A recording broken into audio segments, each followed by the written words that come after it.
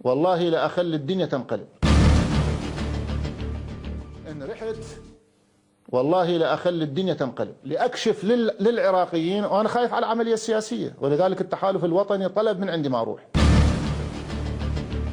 وأنا خايف على العملية السياسية، ولذلك التحالف الوطني طلب من عندي ما أروح. لأن قالوا إذا تروح وتكشف كل هاي القضايا بمعنى العملية خربت. من الذي يقوم بالأمن؟ من الذي يدعم العمليات؟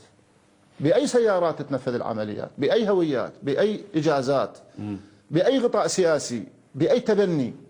أنا أروح أخذ الأسماء وياي وأصيح فلان ابن فلان تفضل أنت هذا عملك. أخذ الأسماء وياي وأصيح فلان ابن فلان تفضل أنت هذا عملك. أنا ما أريد أسوي هاي القضية لأنه العملية السياسية ما تحمل، وهي دعاية انتخابية. لماذا أنا طلبت منذ أشهر أريد لقاء في مجلس النواب؟ أنا عندي كلام بدي أتكلمه، إلى اليوم ما وافقوا لي على الطلب. أشهر صار أنا مقدم طلب أردجي إلى مجلس النواب أتكلم، ما وافقوا لي على الطلب. الآن أكو أجواء انتخابات وحاط له واحد صورة بجيبه وحاط له واحد منا، أنا أعرف من الذي قتل الطفل اللي طلعوا الصورة مالته.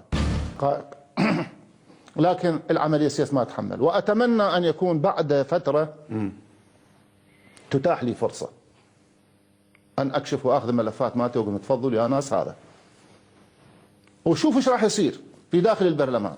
راح يصير بوكسات، وشوف إيش راح يصير في داخل البرلمان. في موقع المسؤولية عليه أن يصبر ويتحمل من أجل الناس. ليش؟ من أجل العراق ومن أجل الناس. أنا أقول لك هذا تحملي من أجل الناس، لأن أدري إذا ردت أقول ما أقول الناس ستخسر والعملية السياسية تنهار، الدنيا تنقلب.